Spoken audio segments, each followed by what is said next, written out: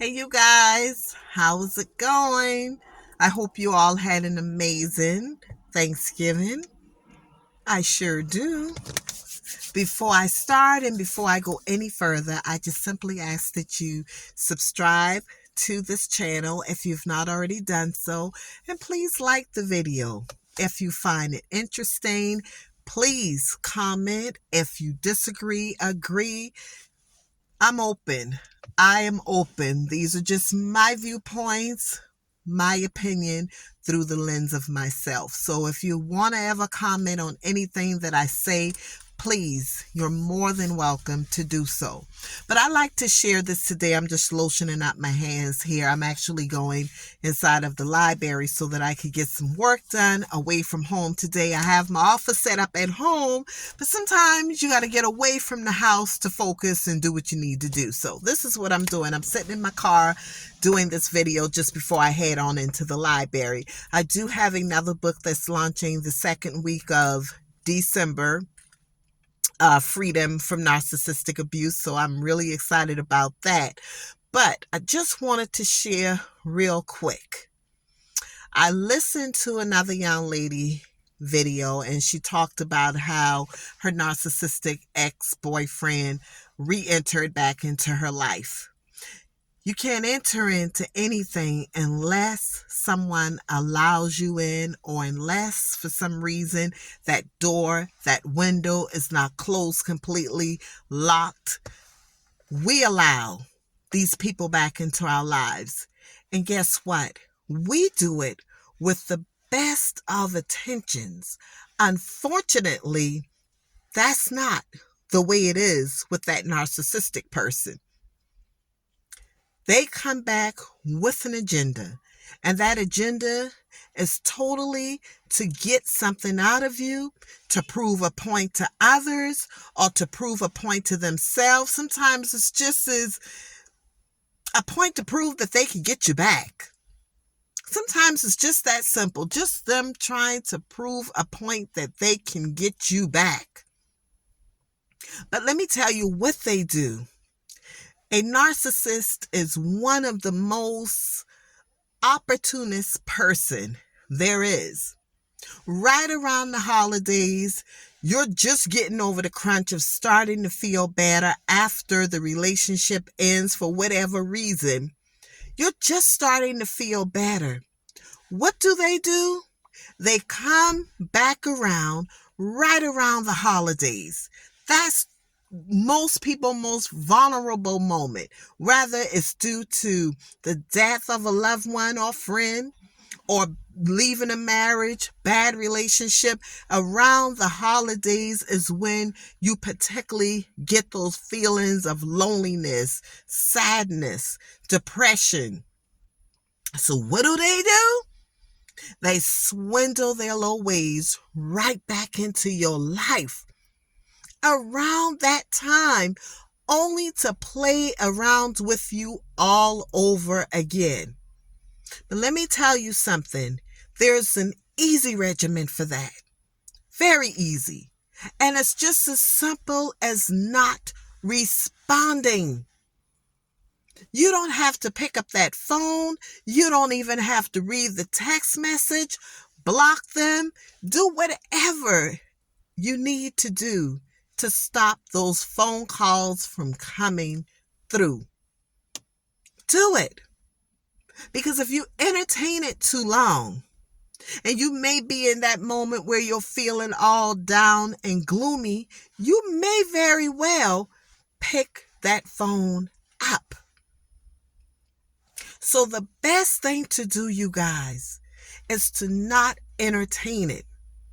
And if for some reason when you block them, you still could see the calls coming through and you get tempted, remind yourself as to why the relationship is over from the beginning. Do you honestly think that it's going to change when they return? It will probably even be worse, because who knows what they've been doing once the two of you have split up. So do yourselves a favor and take care of you for the holidays, because they're not coming back to treat you well. They're just not. I'm a living witness. I'm living proof. And if they don't come around the holidays, guess what? It's simply because they're all caught up with whoever else they're with, whatever else they're doing, and they're busy entertaining other things or other people. But be mindful that that day will come. I believe my percentage, I should say, I believe that they may very well, I give it about a 95% percentage rate, that they will try contacting you again. Because I can't say every single one of them will. They may have moved on to someone who could pay the bills, could make him or her look like they're doing fine, could be with that man or that woman that is financially able to have them in their place. They don't have to pay rent. They don't have to pay a mortgage. They don't have to do anything. In fact, the woman that I listened to, I'm spitting it all over the place. Hold on, y'all. What is up with that? In fact, the young lady that took her ex narcissist boyfriend back, she ended up putting a car in her name, or in his name. Her name was on the bill of sale, but she put the deed and title in his name. I believe that's what she said. Because when they split up, after she's seen him prancing around in this bad ride that she purchased for him and her together, but she made that mistake of putting it in his name. And guess what?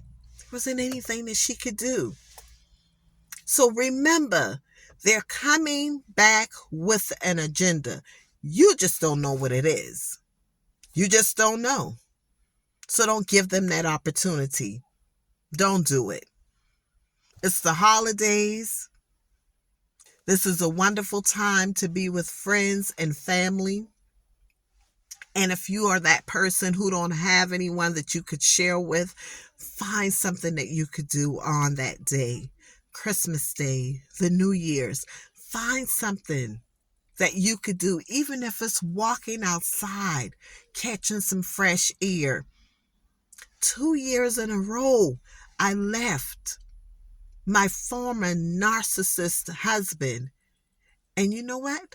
I spent my day on the beach, Christmas Day, Thanksgiving Day. I just could not be around others. Not that I couldn't, but I didn't want to. I just didn't want to. I needed to be by myself.